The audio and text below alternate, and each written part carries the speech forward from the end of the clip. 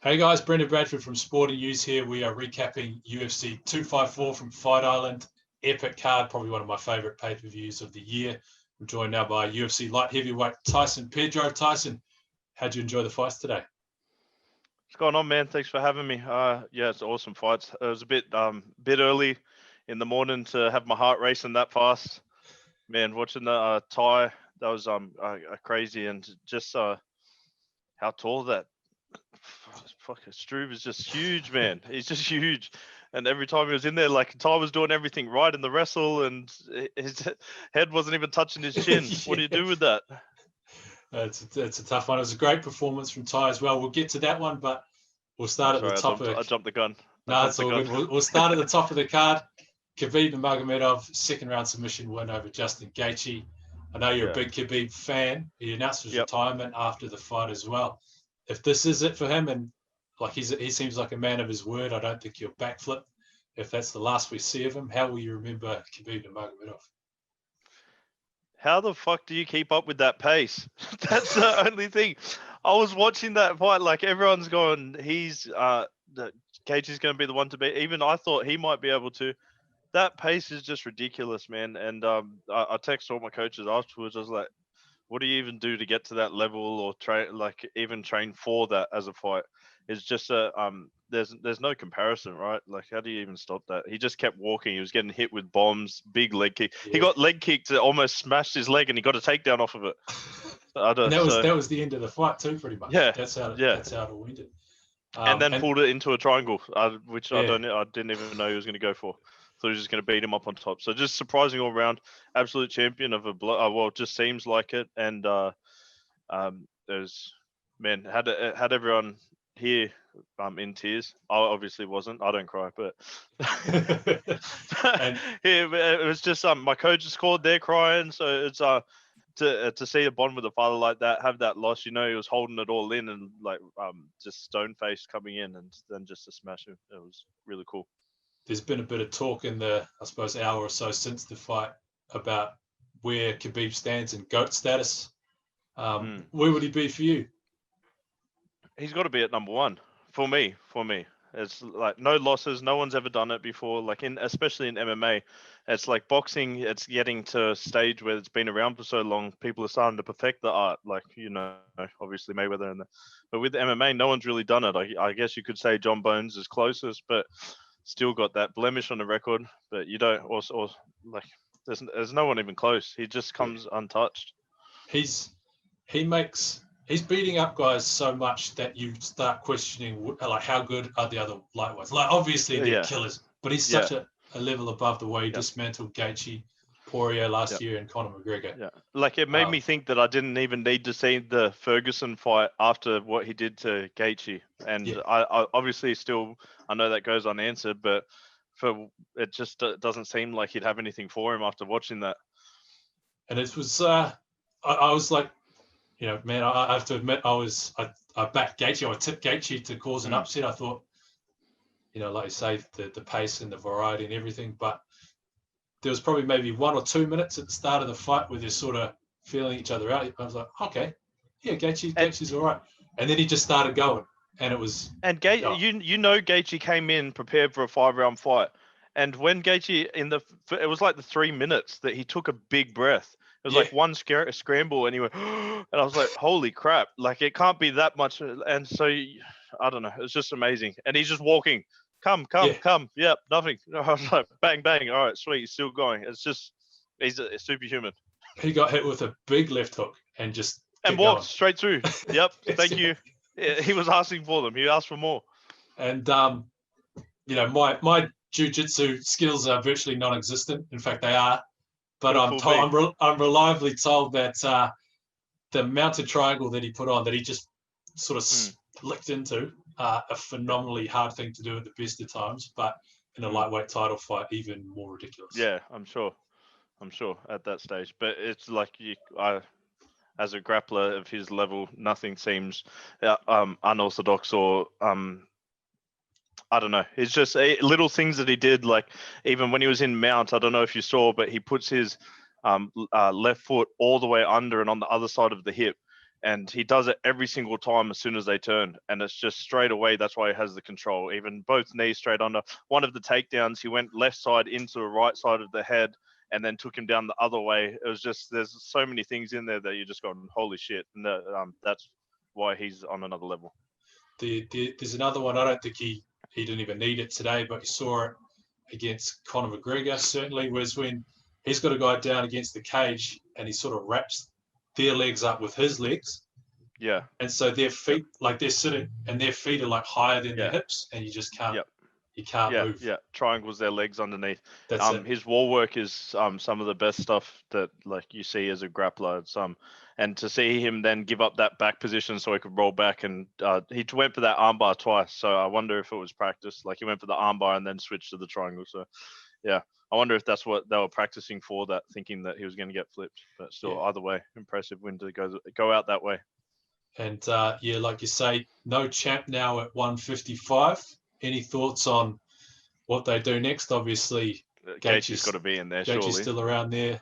Yeah. I don't know whether Ferguson's still in it, but yeah, you'd want to think that they give him another shot just because I want to see Ferguson get the belt, man. Like, even though I love Gaethje so much, I'm just like, please, Ferguson, just let him get it before he retires. The poor dude. Even Poirier, and you got to put McGregor in there still just for the money factor and the business side of it. I don't know whether they'll do that or not, but you got to put those two names in as well. Yeah, that's not something that I want to see at the moment. I'd rather Fair enough. Let's go to the co-main, Rob Whittaker. Another great performance, proving a lot of doubters wrong. He scared the shit out of me. He scared the shit out of me too. He fought a really good fight. I'm copying all those leg kicks. Like, he checked a couple of them. I thought they were going to be to his detriment in the end. But he did, again, he does that fast step, low jab into high jab so often. And then he caught him with the hard one too and had him rocked. Thought he was going to finish him there. And then he got that weird jab hit at the end. Like, it was like a jab sort of hook, and he got wobbled, and I was screaming, running around the room. So I was like, please no, Rob. I don't know if he got tired at the end there or what, but he dominated and then ended up on the wall in some weird way. Like, he had him control, went to his back, and then ended up on his back on the wall. And I didn't know if something happened there, but it looked like he wasn't as in control at that end. But as champs do, still managed to close the distance and get it. But he scared the shit out of me. How he dropped Cannonier in the third with I think it was a 1-2, and then the kick came from behind the two. How hard is it to land and even throw that kind of because your body's all doing all sorts of awkward angles when you're moving like that. It's his karate style. Like I throw the similar thing off that right hand, but he throws it with such power. You see that any one of those hits is going to cause damage, but he's just so flexible, and obviously the way in which he's able to throw from all angles is pretty cool. And to see that he's still changed, it looks like he's changed a bit from when he fought Izzy. So I don't even know where they go from that fight. Like, but it was weird that for me, that people, after he lost to Izzy, pretty much just put him out off to the side like he wasn't champ for all this time. I don't know. Like, hopefully this sort of showed people, like, there's a reason why this guy was at the top and had all these wars with the best fighters. Yeah. He was the underdog going into this fight, like the betting outsider. It was madness. And I know, like, he said, like, he doesn't really care. He doesn't really listen to whatever people are saying, but it's certainly, as a fan and, someone covering the sport down here, it's good to see him sort of prove a few people wrong as well. Yeah, 100%. And where to from here with middleweight, because between Adesanya and Whittaker, they've almost cleaned out the division. There's not many guys either on a run or highly ranked at the moment. Yeah, I don't know. Will they make? I don't know. I have no idea. People get paid way more money to make these kind of decisions. Like I don't know if there's no way that they'll put Izzy and Whittaker again. I don't see that happening. But what do they give Whittaker? One more fight? Has he fought Costa? He hasn't fought Costa yet. Yeah, I don't know. Do they maybe go that fight and then It's tough. Other than that, yeah, it's tough because between those two, yeah, they've beaten Costa, Romero, Till, Brunson, Gastelum. Like you're going down to Chris Weidman almost at this point before, there's a guy that hasn't lost to one of these two already. But interesting to see what happens there. But let's get to Tai Tuivasa. Massive first round win over the 88 feet tall Stefan Struve. Yeah. Relief must be an emotion running strong right now. Yeah, man. That's what I mean. It was too much for like 4:30 in the morning. Like you get up, the heart rate, like anxiety straight through the roof at like 4:30. I was like, oh man, so calm down. He looked like he fought perfectly technical fight.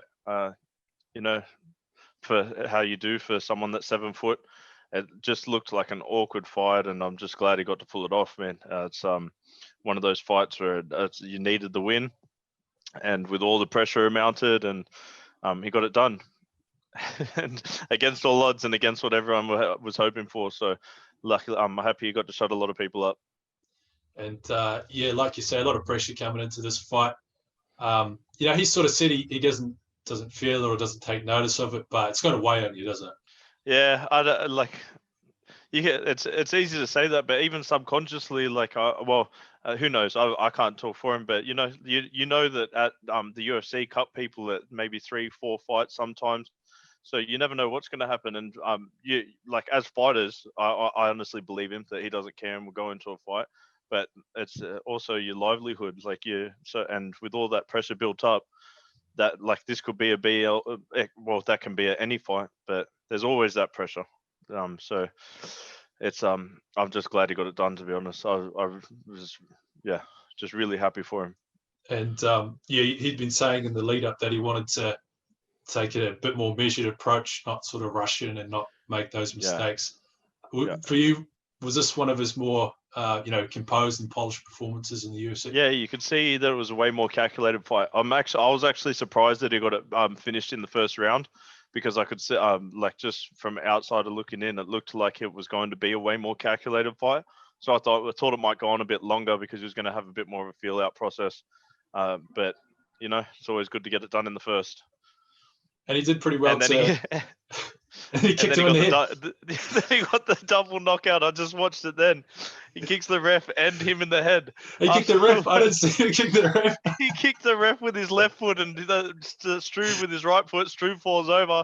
I was like, surely there's got to be a bonus for double knockouts or something. Oh, too good. And then, like you were saying before, he did really well to close the distance and get inside. Get right in close up to Struve's chest. He'd been training earlier this year at AKA with Cormier and Cain Velasquez as well. Yeah. Obviously, just picking up mad experience over there. Yeah, and that's testament to Tai, but also surprising how he was able to get through, because seeing as though Struve can pretty much touch you on the other side of the cage, like that he was able to get past that jab. He's got a 10-foot jab. So, and even the legs, like I think Tai was even surprised. He thought he was way out of the way, and then that leg kept coming over for the head kick. It came for about 3 seconds. He thought he was already past, and he got slapped in the face with it. Yeah, just kind of slapped him, just touched him on the head. Just still there. Very good. At the end of the day, just happy for all of them. Happy that they got it done. There's a couple of sad fights on there, but it was a really cool card. Yeah, really great card. And got to mention Jacob Malkoon. UFC debut didn't go bad one the way he'd wanted, but hopefully lived to fight another day. That's the fight game, man. And you look at someone like Justin Tuffer. It's hard coming on to the debut, but it's always to come back stronger. So hopefully he does. Hopefully he's all right too. Awesome. Tyson Pedro from quarantine in Sydney. Thanks for joining me. Thanks for having me. Cheers for having me, brother. I'll talk to you soon.